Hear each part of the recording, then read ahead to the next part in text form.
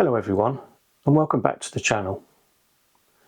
This week I want to talk about an aspect of British history that I didn't know an awful lot about until we visited an interesting site on the east coast of Scotland. More on that in a bit.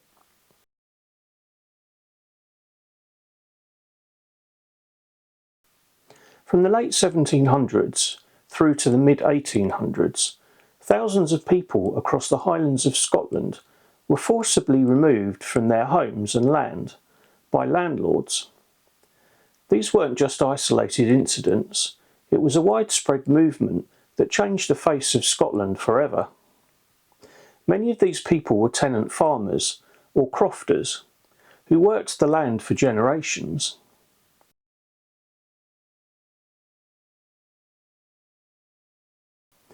Up until the middle of the 18th century, arable land was divided into strips, which were shared and rotated amongst tenants, along with larger areas for grazing. This was known as the Runrig System. This system goes back to medieval times. But change was coming. The old system was less adaptable to the changes brought on by the agricultural revolution.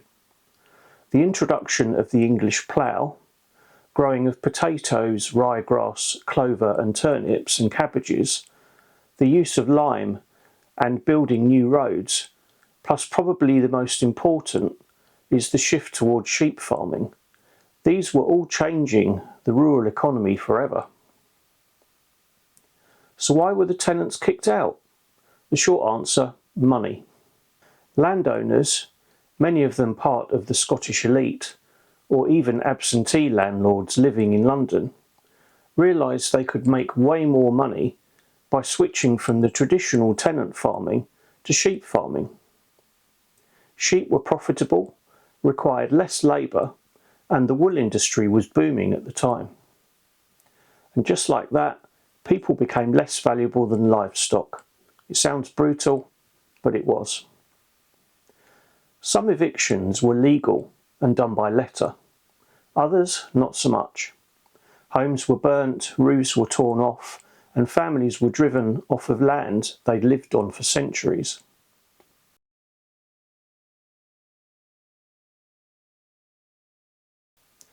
After eviction, many Highlanders had nowhere to go. Some were moved from the coast and forced into fishing or kelp harvesting, jobs they had no experience of and barely kept them alive. Others emigrated to Canada, the United States, Australia and New Zealand, not because they wanted adventure, but because they had no choice. It was either leave or starve.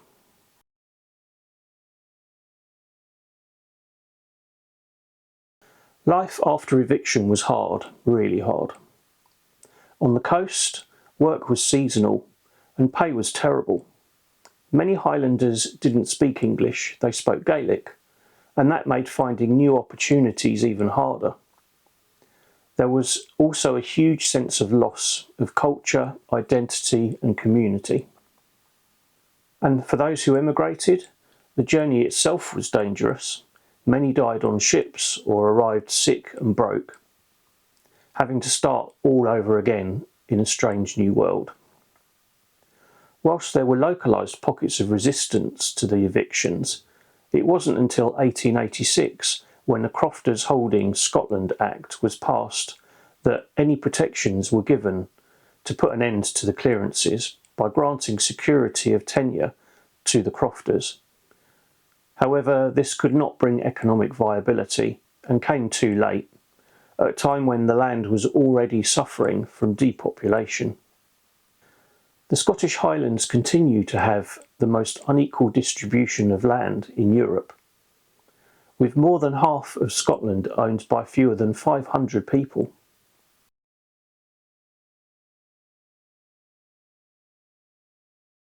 We took a trip to a location which was typical of those where those who chose to remain in Scotland would have moved to. The now abandoned village of Badbea. It is located on the east coast of Caithness. It's a beautiful place, but the steep slopes High winds and high cliffs and poor ground meant making a living there was very hard. By the late 1800s, most people had left and the village lies in ruins. Records show that people were living at Badbea from 1793 onwards. However, most families arrived there in 1802. Some of them came from Ousdale, a nearby fertile glen on the Langwell estate. Langwell's owner, Sir John Sinclair of Ulster, was a leading agricultural improver. He introduced sheep farming so successfully at Langwell that in 1804 he moved the people from Ousdale and turned the glen into a sheep farm. Sir John encouraged people to work in the new coastal industries, including the new fishing harbours at Helmsdale and Dunbeath, and local coal mines, distilleries and weaving mills. It is known that at least 12 families lived at Badbea, and the tiny stone cottages sheltered both humans and livestock. The inhabitants managed to dig up strips of rough moorland to grow oats and potatoes. The cliffs and high winds were so dangerous that people had to tether their cattle, hens and even their children to stop them being blown over the cliffs. Some of the Badbea men were fishermen, a dangerous occupation, especially for people used to living inland. Others earned money by building the boundary dyke, which still runs along the hillside above the village. The population began to dwindle through the second half of the 19th century, with the last resident leaving the village in 1911. This monument was erected by the son of former inhabitant Alexander Robert Sutherland, who had emigrated to New Zealand in 1839. I hope you found this video interesting. If you did, please leave us a like and hit that subscribe button for more bite-sized history.